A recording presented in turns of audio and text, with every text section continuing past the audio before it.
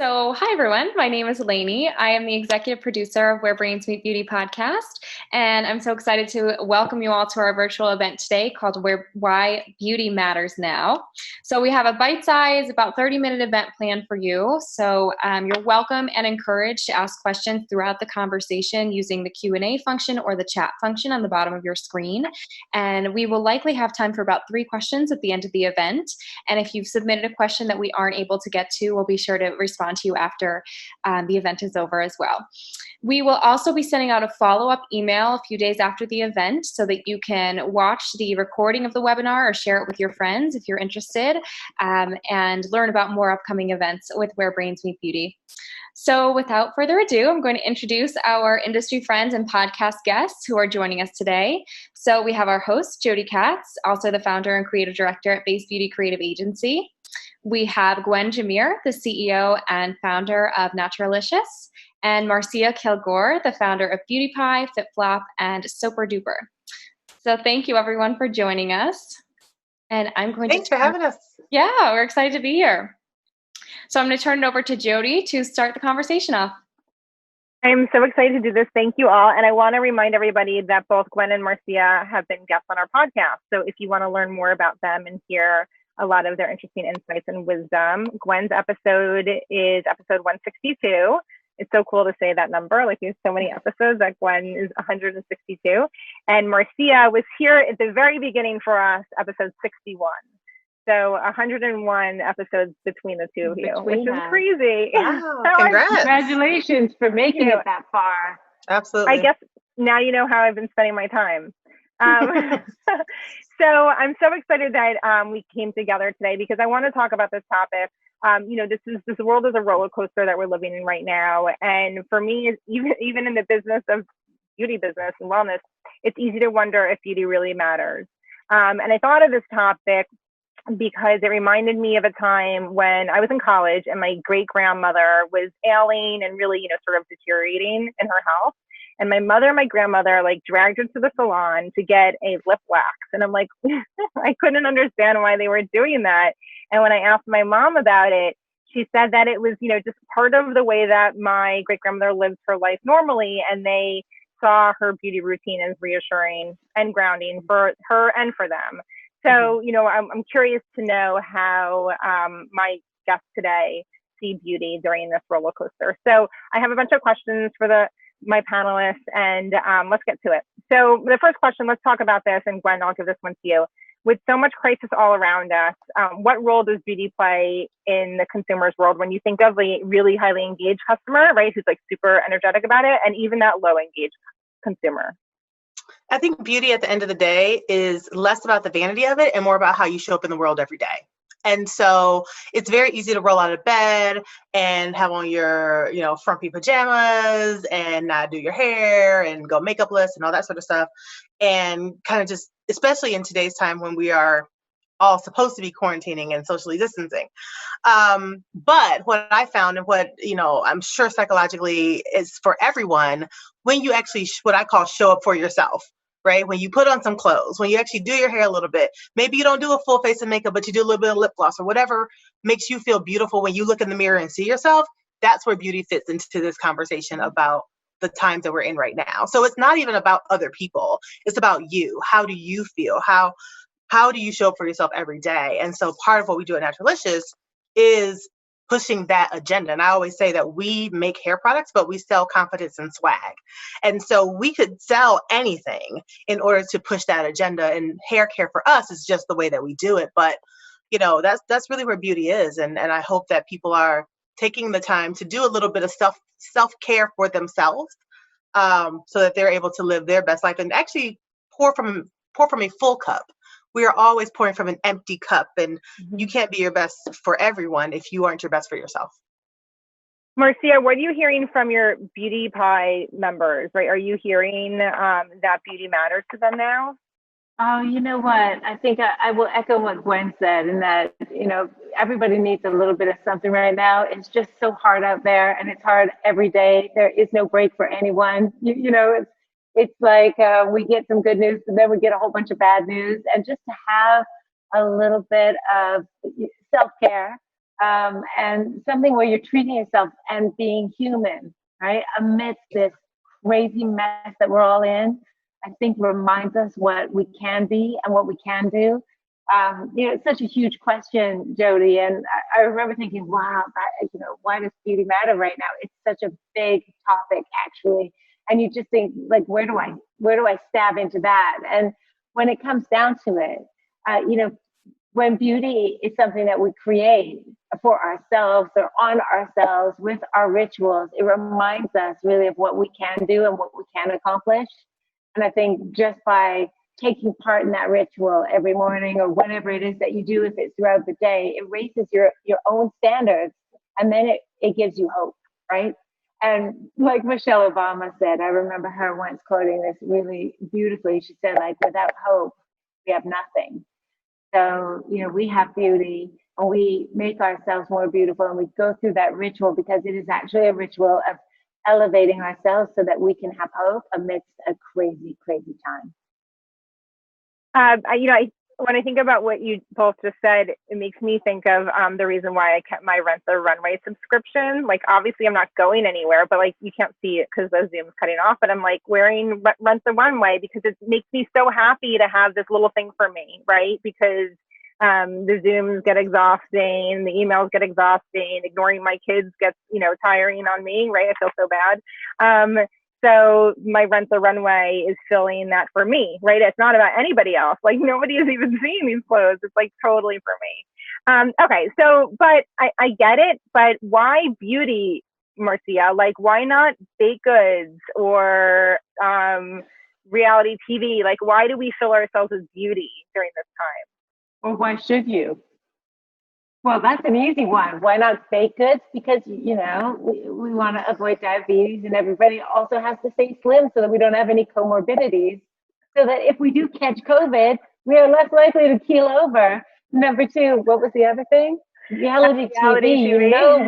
You know what beta waves do to your brain, right? It makes you depressed. So if you watch too much television, it actually makes you feel depressed, and you vibrate with a lower energy.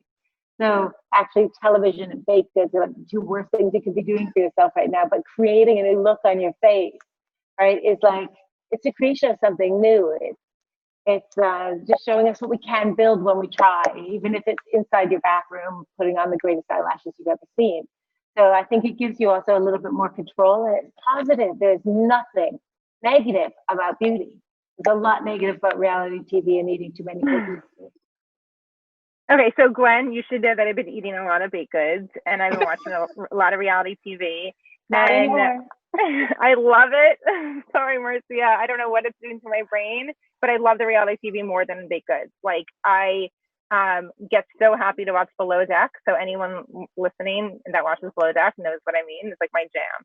So Gwen, why do you think people are choosing beauty and your customers choosing beauty right now? And maybe she's also choosing reality TV too.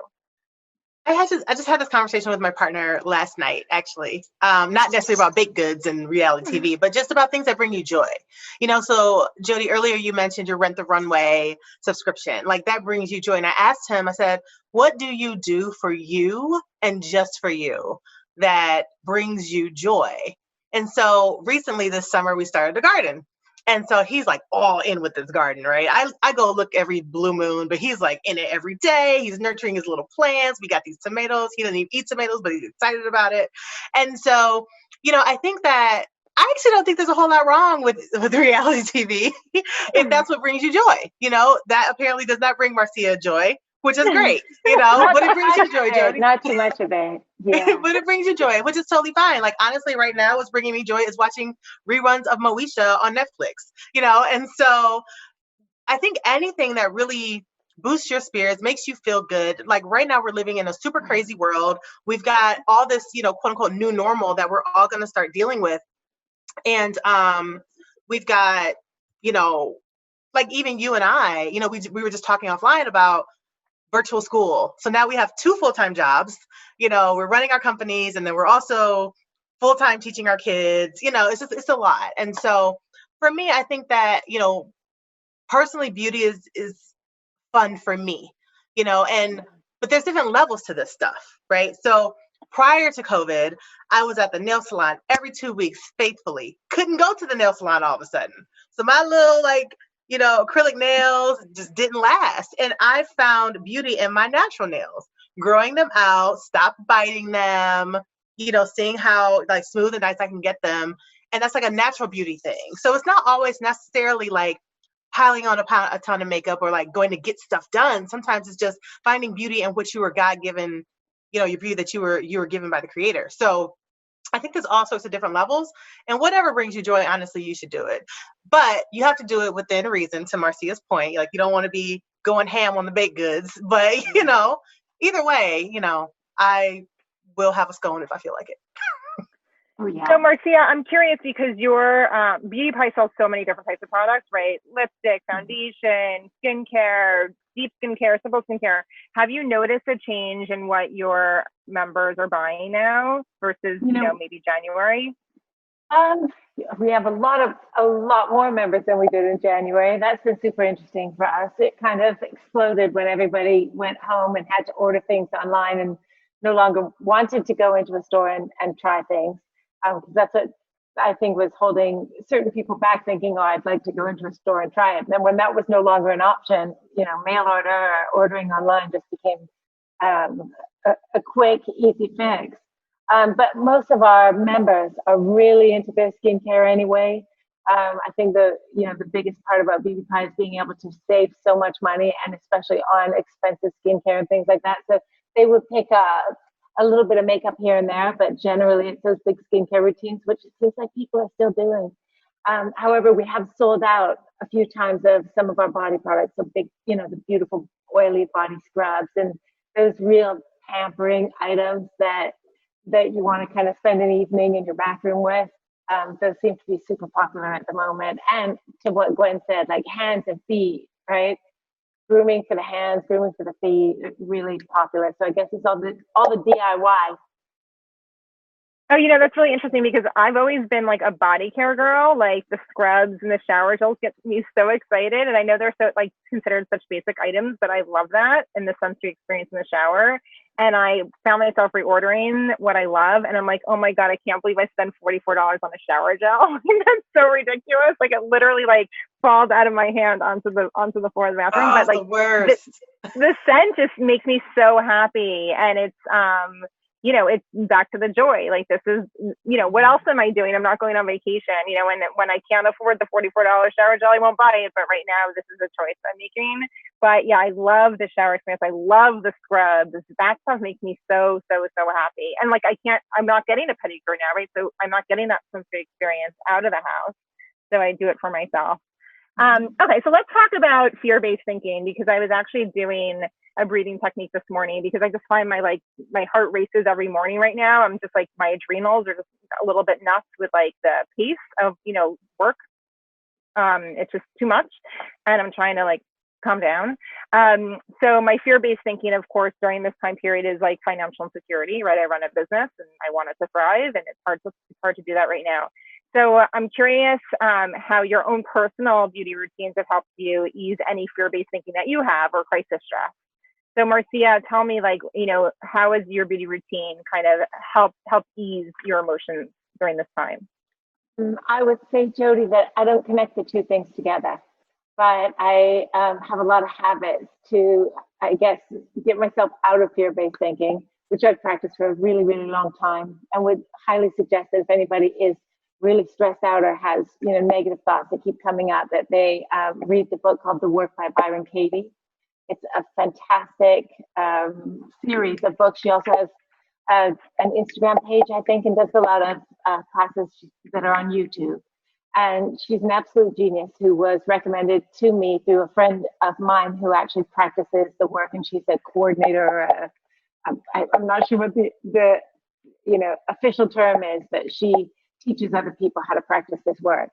And it's really simple what she does. She says, if you have a thought and it's a negative thought, then the first thing that you should do is stop yourself and say, okay, who would I be without the thought that that's true? Or let me go back one. Is it true, right? I am going to be penniless and living on the street. That might be your fear-based thought. I'm going to lose all my clients and blah, blah, blah, blah, blah, whatever those thoughts are. First, you stop and you say, is it true? Can you say, yes, for sure, it is true? And then it's always, no, you don't know it's true, right? Can you say 100% of the time, absolutely, this thought is true? No. Okay, so the next question is, who would you be and how would you act without the thought that that was true? Then you try to become that person and then move forward from there and like cut out the fear-based thinking because it's not helping you. I always would say that there are two kinds of thoughts, right? One is helpful and one is unhelpful. Go with the helpful ones. And it's just a habit and it's hard, really hard. And there's a lot of scary stuff going on right now, right? But we've all managed so far. I think we all have hustle and drive. You got your own business, right?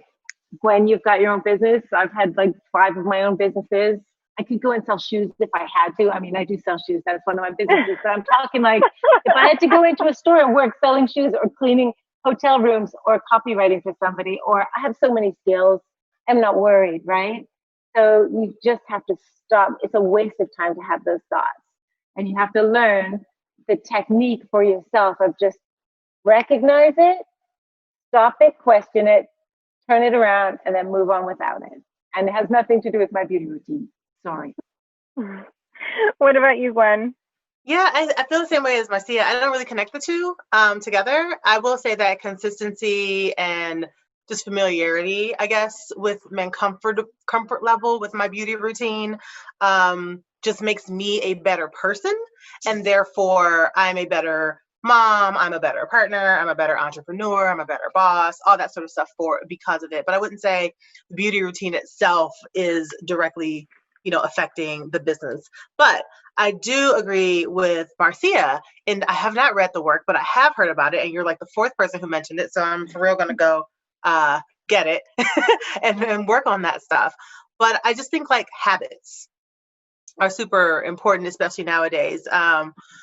Most entrepreneurs are self-motivated, but some aren't. And so, having to be at home and working for yourself and, even if you aren't an entrepreneur, if you just, if you're working for someone else, you still have to be self-motivated because you're home now and you have what feels like a ton of free time. It's almost like a credit card. Like it feels like you have free money, but it's not free money. You know what I mean? It just feels like it.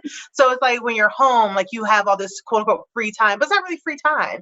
And so, having the habits of, okay, I get up by X time, every morning. Right now I live in Michigan, so it's cold in the winter, warm in the summer. I go out on my back patio, which I have turned into like this like backyard oasis sort of thing. I'm back there every morning journaling, or I try to meditate every day, but I don't really get around to it. But sometimes I'm just sitting in the stillness of it all before the rest of the house wakes up, so those habits I think are very, very important to get into and things that help you kind of cope with all the stuff you're going on. And so to her point about asking, is this true? And then who would you be if it wasn't true? One thing I always think about, like, I'm a big believer in God and universe creator, whatever you want to call it. And I always say, there's no sense in worrying and praying. So you might as well pick one.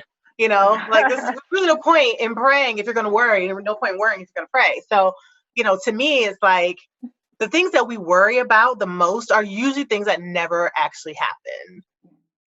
Like she mentioned being penniless. Very small likelihood that you're going to be penniless and homeless. You'll figure out some sort of way. You'll figure out some sort of process in order to get to where you want to go. So that's kind of how I feel about it. I like this idea of consistency. So, I think that's been the hardest thing, especially when you have like, you used to have kids go to school and then like my sitter would pick them up and I would just like have the whole day to do what I needed to do, right? And really enjoy it. And like, then that whole rhythm was just like thrown away and we had no consistency. And that's what I really long for. My obsession the past few weeks has been like setting up after school activities for my kids because I need them on a schedule so that I can have serenity. So I do think, I'm thinking back about like my skincare, washing my face, my skincare, my showers, like these basics of beauty, right? Like almost like the foundation of beauty.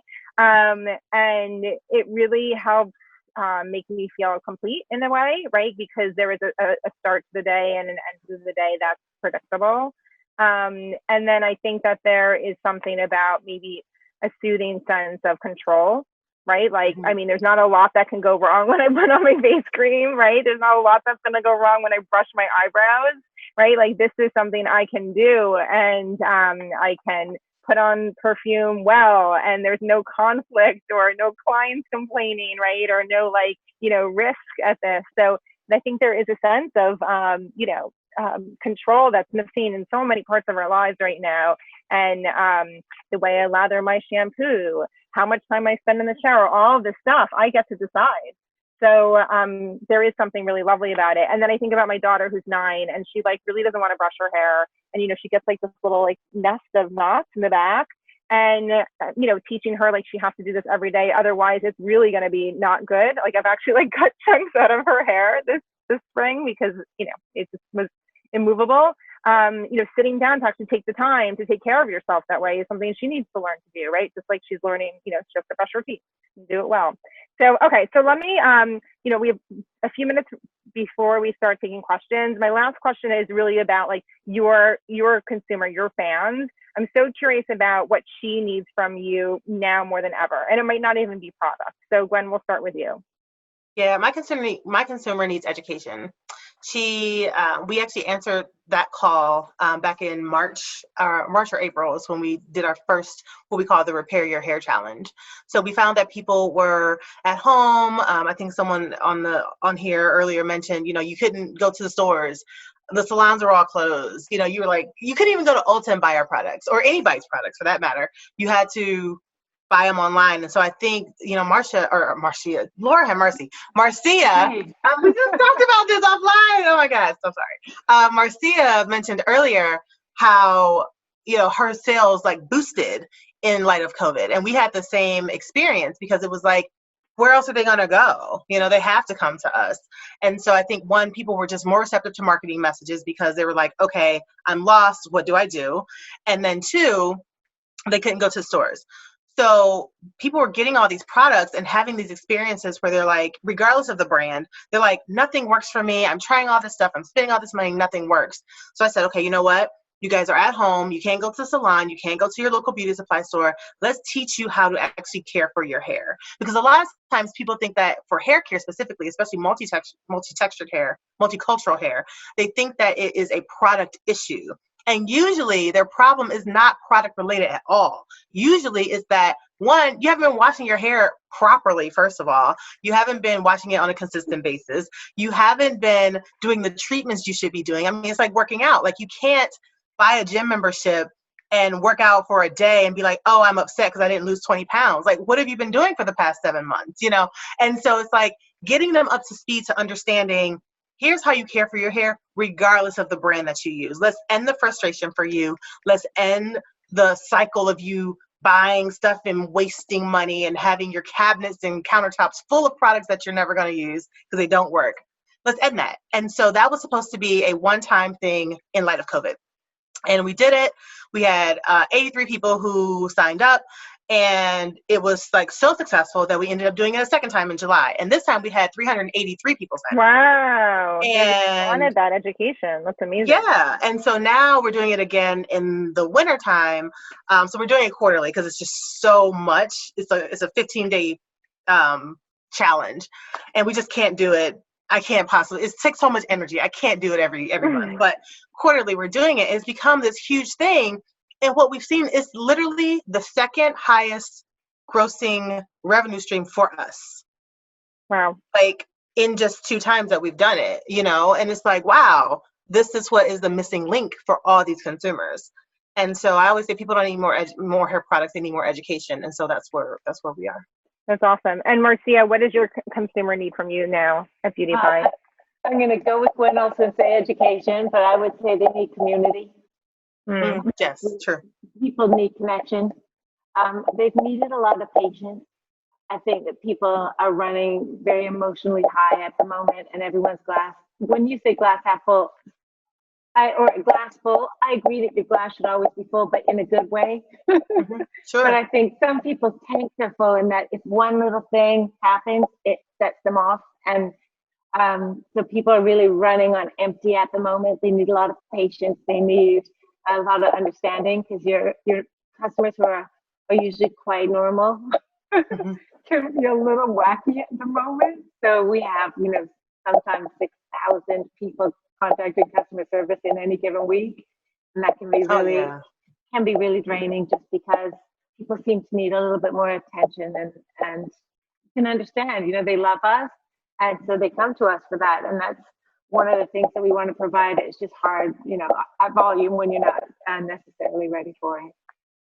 Right. That makes me think, Marcia, of something I talk with my therapist about, like during this time period of crisis, the people, the customers that are going to really appreciate you in the long term are the ones that you're giving that extra care to, right? Like that extra attention. And it might not even be the work, right? So for you, it might not be about the product, the red or the pink. It might be about spending time on the phone with them, answering the emails, in a timely manner. It's always about that every day. Right. Every day. Yeah. Eleni, we have maybe time for one question. Sure. Yep. Okay. This one's for Gwen. How has your attitude during this time trickled down into your team of people at your company? Well, I have a really great team of people who are kind of sort of used to having flexibility in their schedule. So even prior to COVID, they had the option of working from home from time to time if they wanted to. So it wasn't foreign to them when they suddenly had to work from home. We do have an office and they come into the office, but if you need an off day and you need a mental health day, or you just need to just chill for a day, they've always been able to do that. So I think that having that culture of that made the transition easier so that they could still be productive and still do the things that they needed to do. I am naturally a very optimistic person. And so I think that's very helpful as a leader, because in light of everything that's going on, there's so much uncertainty. There's like, am I going to have a job? Is this company going to fold? What am I going to do for my livelihood? And I realize, I'm very clear that I am responsible for lives and groceries and house notes and rent and all that sort of stuff, And so when COVID first was kind of like starting to make some noise and people started getting a little bit nervous, we had a whole powwow about it. And I was like, you know what? Give me your thoughts. Give me your feelings. How are you feeling? And I reassured them about what was going on. So I think as a leader, it's very important to be transparent. I also told them the things that were not so awesome that we were going to have to do. One of those things was that I wasn't positive what the financial situation was. This was prior to like sales surging and all that sort of stuff. I was like, listen, I have no salary right now. So I'm getting rid of my salary. My salary is $1 only because the payroll system requires I have some sort of payment. And so that way I'll protect all of your guys' salaries, and it was like being the leader, being transparent, authentic, and letting them know that, hey, like I'm in this too. Like I got a mortgage to pay, but I'm the only one who's going to work here for free. I'm the only one who can take a draw out of the business and survive. So I think just, being transparent, being authentic, sharing what's going on, the good and the bad, and reassuring your team that, you got their backs no matter what. Marcia, I'd love to know your point of view on this, because your team is global, right? You have people in different countries. Most of our team is in the UK. Oh, they are? We've just hired our very first person in America on the ground, which is really exciting for us. Wait, I forgot the question because I was listening to Gwen so hard. And I was like, yeah, what's the question? How are you how has your attitude trickled down into your team during this time? Yeah, well, you know what? You have to think every week about the new information that you can give people that will inspire them. And I read something just last week about how most people start to become disillusioned with their jobs or with their roles, or, become stressed because they don't have anything new, right? They're not learning. And so I think in a situation like this, there is so much to do. I don't know how you guys feel, but I feel like I'm doing 3 days in one day. So like Gwen said, I was like, oh, we're going to have all this time. I don't have to be on a plane all the time. And I'm going to be at home and have all this extra time. You don't, right? You sit down at 8 o'clock in the morning and you work until 9 o'clock at night. And then you go home, eat some vegetables, get back up the next day, and like kind of do it all over again. And I've almost forgotten what my hobbies are. So I think it's like hobby, I barely have a hobby. But I think for team members, they're experiencing the same thing.